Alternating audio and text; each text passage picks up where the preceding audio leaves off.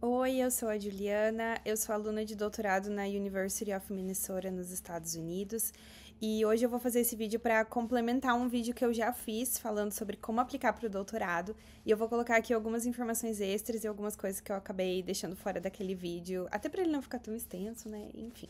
O assunto que eu quero abordar agora no início do vídeo é sobre as cartas de recomendação, né? Tem uma coisa que a gente precisa incluir na nossa aplicação quando a gente vai aplicar para o doutorado nos Estados Unidos, que é solicitar cartas de recomendação. Geralmente você precisa pedir 3 cartas de recomendação. E essas pessoas que vão te recomendar dependem muito do seu objetivo, da área que você está ali no seu doutorado. Então, eu vou falar um pouco para vocês pensarem também nos critérios que vocês vão utilizar para escolher essas pessoas e também vou contar um pouco da minha experiência. Eu faço um doutorado na área de literatura e eu já tinha feito um mestrado no Brasil.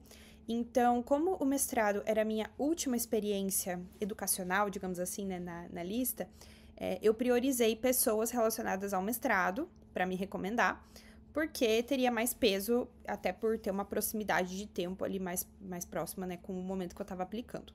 Então, na hora de aplicar, eu pedi para minha orientadora do mestrado me recomendar, pedi para o coordenador do meu programa de mestrado me recomendar e pedi para um professor americano que eu participei de uma disciplina dele durante o mestrado, pedi para ele me recomendar também, até porque ele já conhecia o sistema, era mais fácil, né? Então era menos trabalho para mim também na hora de organizar, né, essa questão das recomendações. Uma coisa que é importante levar em consideração é que, se você puder, priorize pessoas que sabem pelo menos um básico intermediário de inglês, porque isso vai facilitar a sua vida e vai diminuir também o tempo que você vai gastar organizando tudo isso que você vai precisar pedir para as pessoas, também, né, ajudando elas com aquilo que elas não estão entendendo na hora de colocar as cartas de recomendação.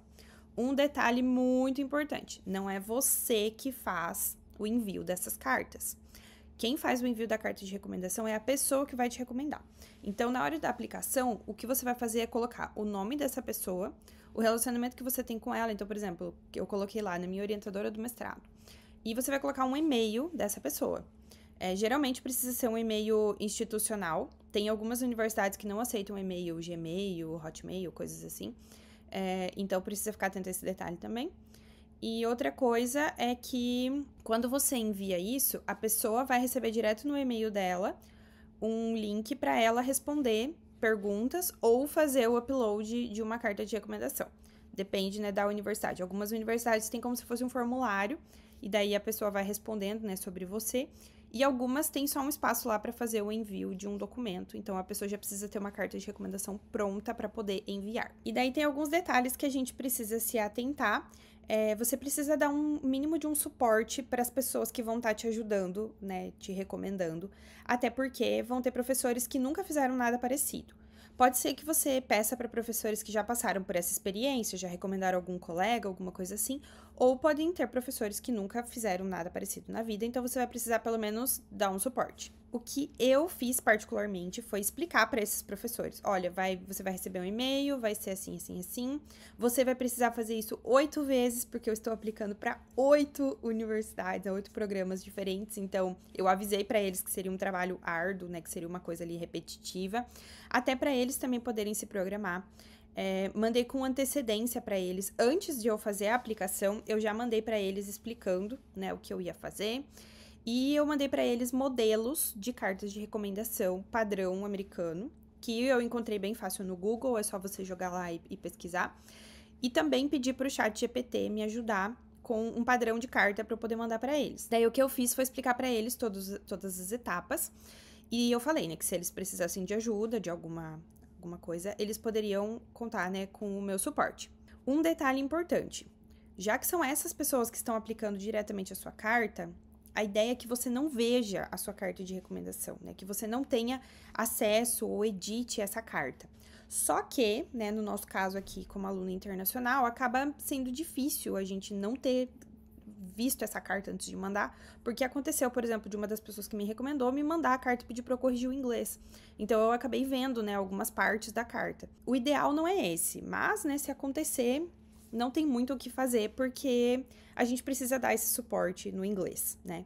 Então, uma coisa para ter em mente é estar preparado para dar esse suporte para essas pessoas e estar, né, disponível ali com o tempo para poder fazer essas correções se for necessário. Acho que isso é o mais importante das cartas de recomendação e eu acredito que essa seja uma etapa bem importante porque as cartas de recomendação, elas têm um peso muito grande fora do Brasil. No Brasil, a gente não tem tanto essa cultura da recomendação, mas aqui nos Estados Unidos e na Europa é muito importante a questão da recomendação. A questão de fazer networking, né, de conhecer as pessoas ao seu redor e de ter bons relacionamentos com seus colegas é bem importante porque essas pessoas podem ser potenciais recomendantes, né, de você no futuro. Aqui para tudo, para você aplicar para um emprego, para você aplicar para outras coisas, você sempre vai precisar colocar contatos de pessoas que te recomendam e que conhecem o seu perfil. Então, é importante a gente manter esses contatos, né, e tudo mais. Quanto a escolher as pessoas que vão te recomendar, eu tenho mais algumas dicas. Uma coisa que você precisa prestar atenção é o quanto essa pessoa teve de contato com você como pesquisador ou como acadêmico para ela poder te recomendar. Então, por exemplo, eu citei que eu escolhi o coordenador do meu programa, né? Eu só escolhi ele porque ele foi professor de uma das disciplinas que eu fiz durante o programa.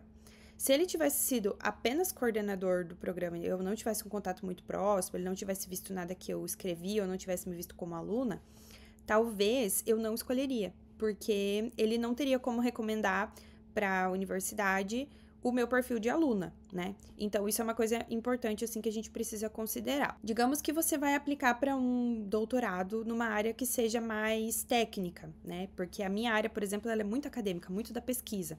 Mas tem outras áreas, por exemplo, na medicina, na saúde, que são disciplinas, assim, que são mais práticas, né? Mais técnicas.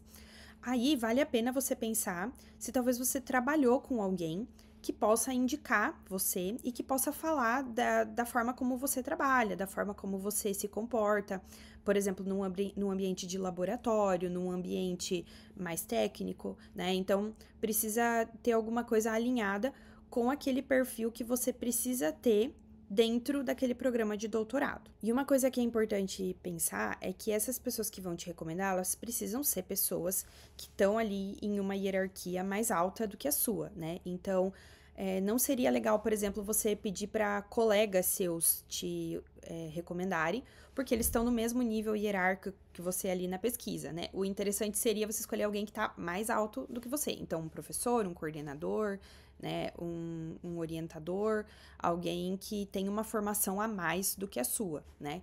No meu caso, por exemplo, eu era uma aluna de mestrado, escolhi professores doutores, pós-doutores, porque eles já estavam, né, num nível mais alto do que o meu. Outro detalhe, para você aplicar para o doutorado nos Estados Unidos, você não precisa necessariamente já ter um mestrado. Aqui você pode aplicar vindo direto da graduação.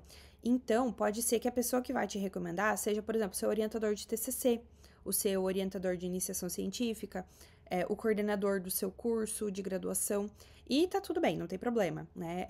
Não existe a expectativa de você aplicar para um doutorado nos Estados Unidos já tendo um mestrado, até porque quando você entra no programa de doutorado, a maioria deles vai vir com um mestrado embutido dentro desse doutorado. Então, essa questão do currículo, de já ter um mestrado, já ter uma carreira acadêmica, nem sempre tem tanto peso, né? É diferente do Brasil.